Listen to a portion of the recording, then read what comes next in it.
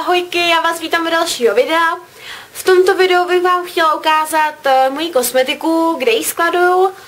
A ještě než se do toho pustíme, tak bych vám chtěla popřát hodně štěstíčka, zdravíčka, lásky do nového roku, a vám všechno vyjde. A můžeme se do toho pustit. Toto je kufřík, ve kterém veškerou kosmetiku skladuju. Objednávala jsem ho na internetu, teď teda přesně nevím jeho velikost, ale nicméně byl to takovej kufřík, který mi jakž tak vyhovoval, aby nebyl moc drahej a zároveň byl docela velký, i když na mě trošku malej, ale nevadí, jdeme na to. Tady to má dva zámečky, byly k tomu dva klíčky, jako se to odeče. A tak otočím. A to otevřeme. Má to 6 šuplíčků, vysunovacích plus to dno. Takže takhle to odsuneme a začneme asi tím dnem. Je toho asi i víc, takový trošku chatrný. Takže v tomhletom šuplíčku, v tom dně mám vlastně věci, které mám na odličení, mám tam různé věci, které se mi nevejdou prostě do tady těch šuplíčků, protože když to tak vezmu, tak víte, že jsou prostě maličký, já tam takhle dám dláň, prostě jsou malinký, nebo malinký, prostě jsou, na ty věci jsou malinký.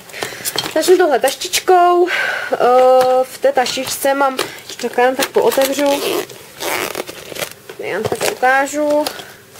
Mám tam nějaký náhradní make-up, protože mi dochází od Rivelu ten Stay Matte. Pak tam mám, já nevím, jak tomu říkají, nějaký prostě tonující krém od Ballet, který je absolutně, ale absolutně na nic. Náhradní Dermacol Cover.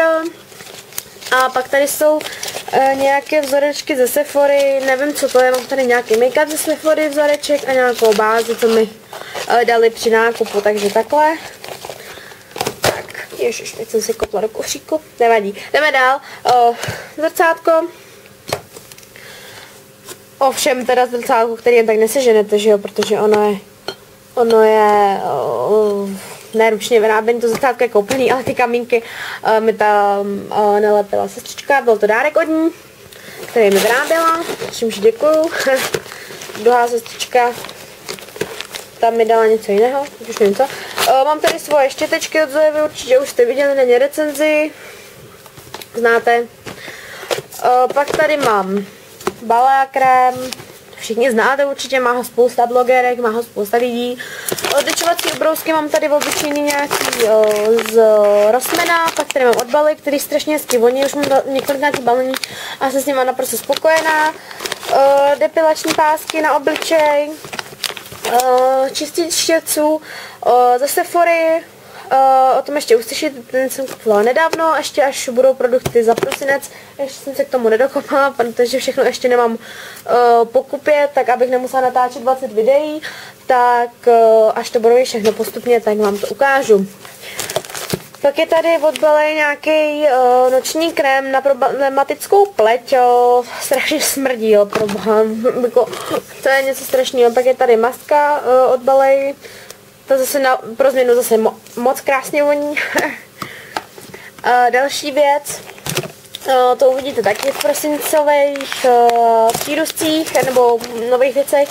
Je tady to odličovací mléko od Oriflameu, která nádherně voní mimochodem, pak je to masáž, nějaký váleček na obličeji a noční krém taky od Oriflame, který mimochodem voní úplně nádherně, ještě o něm uslyšíte, nebo aspoň mě voní úplně nádherně jako olejčky do vany, jestli znáte takový ty kuličky, tak to je přesně ono.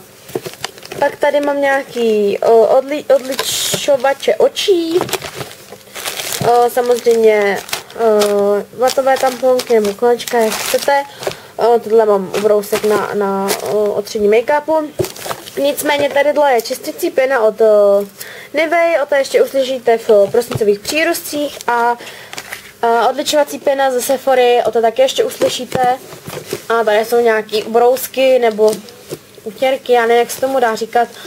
Prostě mám to na odličení, taky abych prostě neplácala zbytečně ty kolečka, takže používám i takové ubrousky.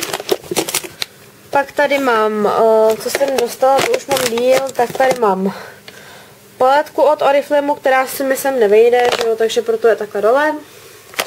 A pak tady mám svoji paletku těch 168 stínů, tu velkou. Teď takhle zavřu a přesunu se na ty šuplíčky, které jsou takový chudinky, chuďatý. To takhle, ještě, aby to takhle. Ježiš, to je strašné. Tak, to vyndáme. Tak, co mám tady v těch přihránkách, ono to taky, to musím trochu nadzvednout, ono se to úplně prohejbá, jak je to těžký. Pak vezmu jednotlivě, to je hrozný. Tadyhle jsou nějaký make-upy, nějaký pěnový od L'Orealu, o tom ještě uslyšíte, znáte určitě. A pak tady mám, dobře, tak to vezmu takhle úplně, pak tady mám Match Perfection, takhle, od Rimmelu, mám dva, jeden mám na léto, jeden mám na zimu, jakoby. Pak mám tady ještě make-upy, od tady těch dvou ještě uslyšíte, ty jsou za prosinec příspěvky, takže nové produkty, takže o těch ještě uslyšíte něco, i když ne něco extrémního, ale uslyšíte.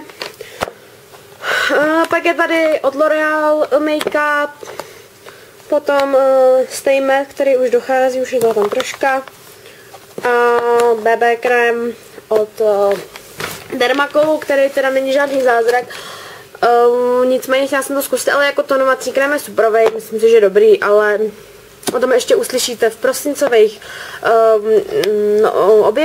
objevech, nových přírůstcích. Pak je tady nějaký highlighter, korektor. Tenhle mám vlastní, co jsem si míchala. Dermacol Makeup Cover s krémem, teď nevím kterým, a ještě zbyteček Dermacol Makeup Cover. Takže to by byly make-upy a přesuneme se semka. Samozřejmě znáte určitě tenhle ten děsný, příšerný pudr na tělo. Já ho používám spíš jako rozjasňovat, protože to jsou samý třpytky, ale jenom někdy.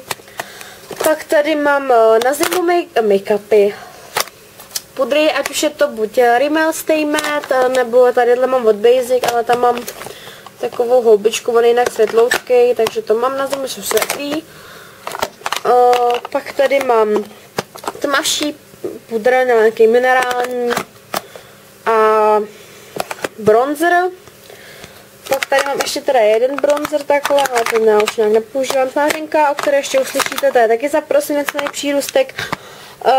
Tvářenka od Basic, skvělá. A pak mám tady tvářenku od Miss Sporty. Vidíte, že mám všichni také nadělaný, jenom jakože prostě jsou ty stříbrná kolečka, a pak ještě tvářenka, to samé tady. No nicméně prostě já jsem rozlákaj na to. Tak teď to se otevřu tady v tom šuplíčku, kocou šmírá, kde? Pojď, prosím tě, já tě pustím. V tomhle šuplíčku jsou nějaký stíny, který už mám díl. No je to jak šmíruje. Niky, babičko. No, šmíruješ. Nějaké stíny. Ježiš, on stoupá celý hejbe, jako. Tak je to těžký, jsem to trochu nedomyslela, budu to muset předělat, ale nevím jak. No nicméně, ať nezdržu, tadyhle jsou stíny, které už mám díl, jsou s takovým kolečkovým aplikátorem. Samozřejmě gelový oční linky, znáte všichni. Color Tattoo, o těch ještě uslyšíhle, tak je za prosinec nový. Pak tady mám nějaký bílý od Essence. Nevím, co to je, nějaký takovýhle.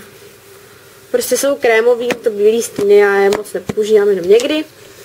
Pak nějaký obyčejný, tady mám od Catrice.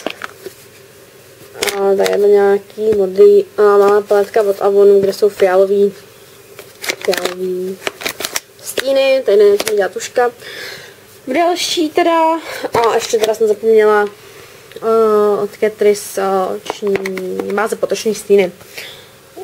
Další tady mám nějaký řasy umělý, ještě tam se nedám takhle, lepidlo na řasy, nějaký lesk na rty, já ty lesky moc nepoužívám, tohle je momentálně od Essence, nicméně nádherně voní teda, to je fakt, tadyhle nějaký vzoreček, nějaké malé rtěnky, už nevím ani odkud, jestli od Avonu, něco takového, už mám taky díl. Pak tady jsou dvě rudý rtěnky, které já nepoužívám maximálně, tak nevím, fakt se skoro vůbec. Maximálně, když někam jdu.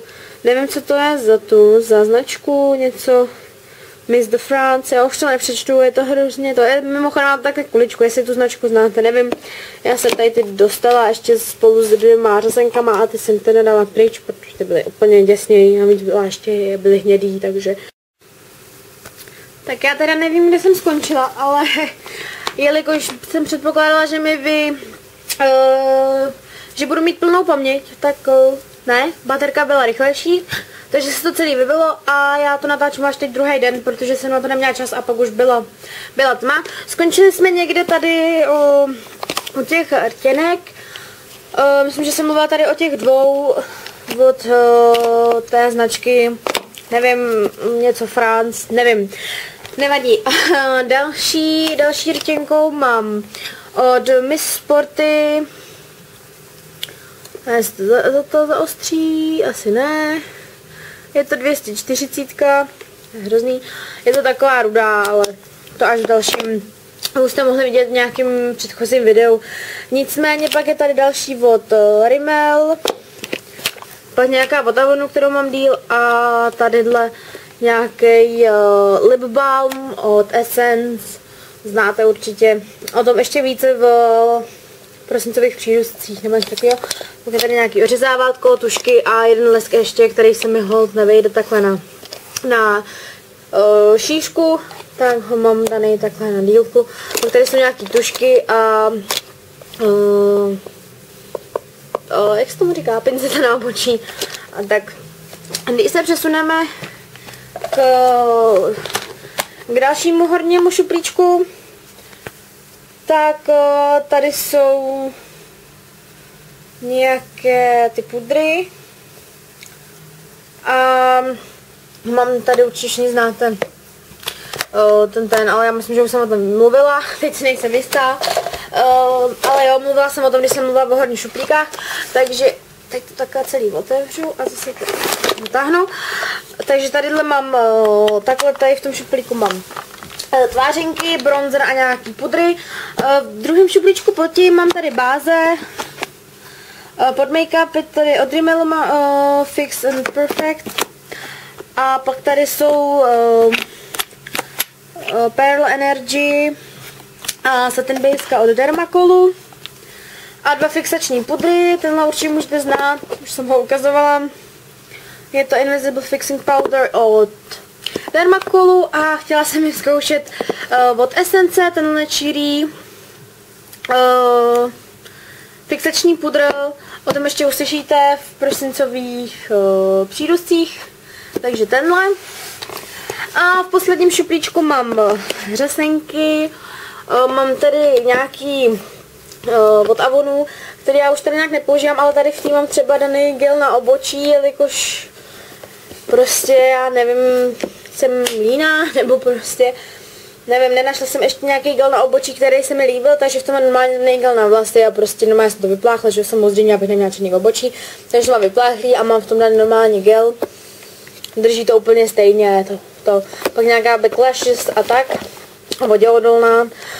A moje oblíbenci od Maybelline, samozřejmě nějaké kolosálky a pudr na řasy. No, já jsem to vzala takhle hopem, protože si myslím, že o tom nemám nějak co povídat. Takhle to zavřu. Nevím, co o tom mám víc povídat, nicméně teda to je celý takhle kufřík. Ceny těch věcí tak průběžně znáte, co stojí, jaká je značka, takže to nemá cenu, abych vám říkala, po případě, jestli mi nějaký dotaz, ale to si můžete vyhledat na internetu. A jinak všechno. A já se s váma budu těšit u dalšího videa. Teď to jdu sestříhat a jdu to hodit teda na YouTube a tak vám to ještě ukážu záběr a mějte se krásně a u dalšího videa, což doufám, že budou prosincové přírůstky a budu se na vás těšit, tak se mějte, ahoj!